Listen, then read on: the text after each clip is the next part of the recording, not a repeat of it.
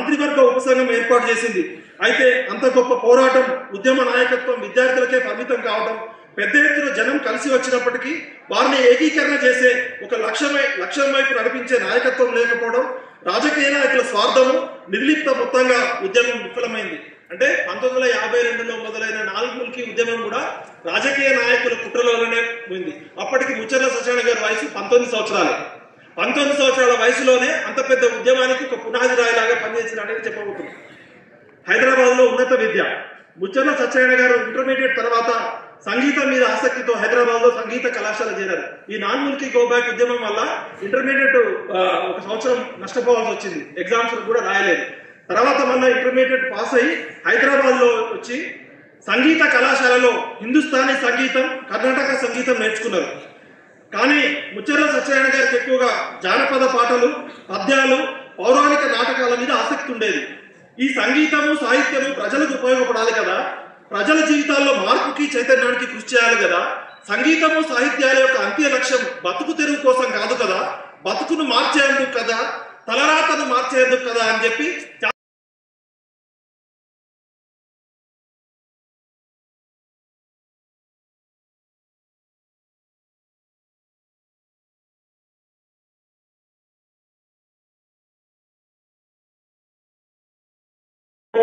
అనే స్థాయిలో మేము ఉన్నాము. మొన్న ఇంటర్వ్యూ చూసిన తర్వాత మాకు అనిపించింది, అరే ఇంత పెద్ద సాహిత్యం, ఎందుకంటే సాహిత్యం ఉన్నది కాబట్టనే. సౌమ్యవాదులు కూడా స్వార్థపరులైనారు, అధికార దాహంతో అందులే అయినారు. నీతి లేని రాజ నీతి వారిది చూడు, తెలంగాణ సోదరా తెలుసుకో నీ బ్రతుకు మోసపోతీవని నువ్వు మోసపడతావు. చావు ఆంధ్రతో కలిసి వడగంటి పోతావు, ప్రత్యేకమై ఉండి ప్రగతి సాధిస్తావు, ప్రతిభ చూపిస్తావు. రాజు బూర్గుల వారి నంకుతనమే ఇంత, సంఘ బహిష్కృతుల స్వార్థమే ఇది అంత, కుల రాజకీయాల కుట్రయే ఇది అంత. 54 రాసి 54, 55లో ఇక్కడ ఉన్నటువంటి కొంతమంది కమ్యూనిస్టులు, ఆంధ్రాలో ఉన్నటువంటి కృష్ణా డిస్టిక్, గుంటూరు డిస్టిక్ లో ఉన్నటువంటి కమ్యూనిస్టులు కలిసి అనే కుట్ర.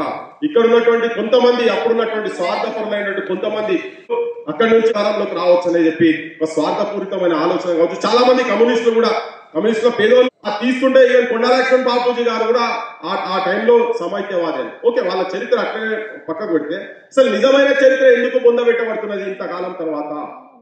ఒక వేదిక మీద నేను వక్తగా పోయినా, కాశం యాదగిరి గారు ఉండే అనుకుంటా, ఆ రోజు వరవర్రావు గారు ఉండే, వారు మాట్లాడిన తర్వాత నేను మాట్లాడిన, వరవర్రావు గారు మాట్లాడుకుంటున్నారు. నేను మొన్న కంచయ్య గారు చెప్తుంటే ఒక వీడియో తీసిన, V6 లో ఒక వీడియో వస్తే ఇట్లా అవుతుందని ఎవరు అనుకున్నారు, ఎవరు అనుకోలేదు అనేది ఉన్నది. ఇప్పుడు మీరు ఆ ఇంటర్వ్యూ తీసి చూసినా కానీ కాలేజీ చరిత్ర గురించి తీసి చూస్తే దాంట్లో ఉంటది, ఇట్లా అవుతుందని ఎవరు అనుకున్నారు అని.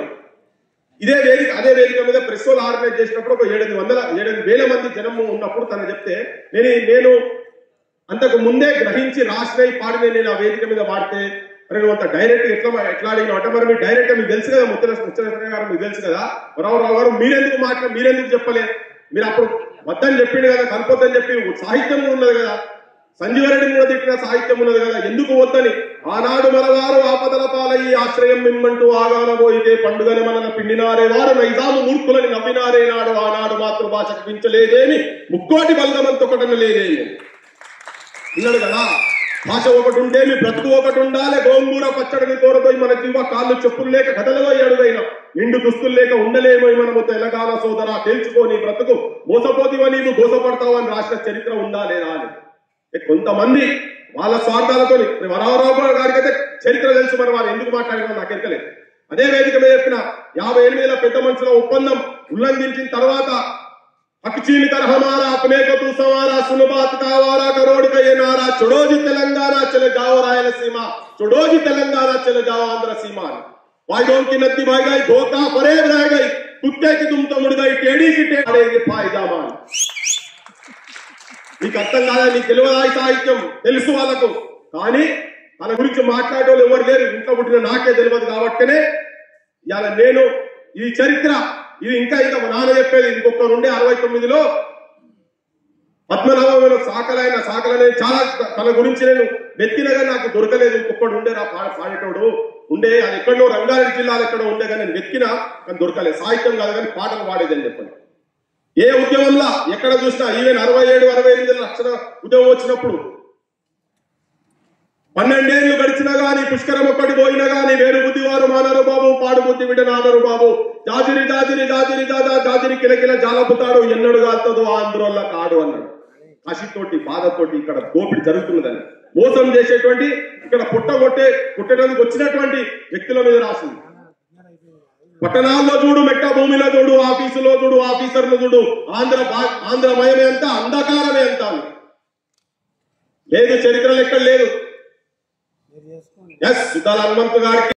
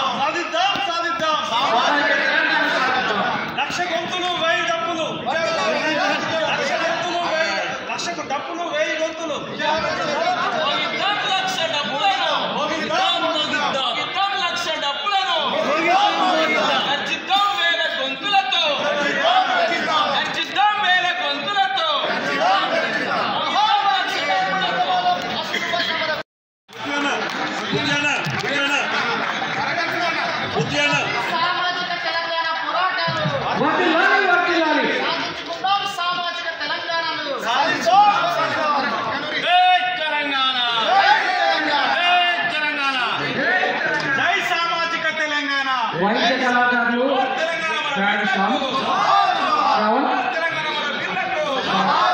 శ్రవణ్ గారు, డప్పు బాబు గారు,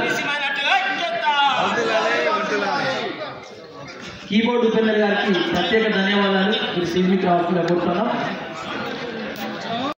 కొన్ని సందర్భాల్లో మా పృథ్వన్న కూడా చెప్పింది. అయితే అందరం కూర్చొని మాట్లాడుతున్నప్పుడు ఏమన్నారంటే, ప్రజలే కదరన్న వారసులు కదా, దీనికి పెద్ద చర్చ ఎందుకు అని లేసింది. ఫస్ట్ వర్డ్ ప్రజలే కదరన్న వారసులు, అన్నకు కుటుంబ వారసులు, వెనకొచ్చే వారసులు, ముంగడొచ్చే వారసులు ఉండరు. ఇది వారసత్వం అంటే ఇది అనాది నుంచి వస్తుంది. అది ముచ్చర్ల సత్యనారాయణ గారి నుంచి వస్తున్న వారసత్వం. సో గదరంగా ఒక ఐకానిక్ ఫిగర్ వారి వారసత్వాన్ని కొనసాగించే క్రమంలో ఈరోజు ఈ గొప్ప సభను పెట్టింది. ఈ సభను నిర్వహించి మనం అందరం మాట్లాడుతూ ఉన్నాం.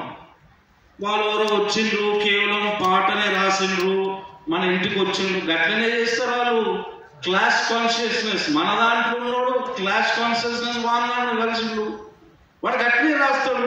ఇక వాడి గురించి చర్చ ఎందుకు? మన పుస్తకాలు మనం రాసుకున్నాం, వాడు కూడా రాస్తే కానీ మనం చరిత్ర నిలుస్తుందా? ఎవడో నిలబెడితే నిలిచేది కాదు చరిత్ర, మనం రాసి పెట్టుకునేదే చరిత్ర, మనం రాయించుకునేది చరిత్ర కాదు.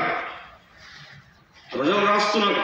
ఈరోజు ఇంత వేలాదిగా వచ్చి ప్రజలందరూ నీరాజనం పలుకుతున్నారంటే చిరంజీవులకి ముందు కొన్ని సందర్భాల్లో మాత్రమే తమ్ముడితో హృదయతో కొంత పరిచయాలు, కొన్ని సమస్యల మీద కొన్ని సందర్భాల్లో మాట్లాడుకున్న పరిచయాలు ఉండడం వల్ల నేను ఫోన్ చేసి పోవాల్సి వచ్చింది.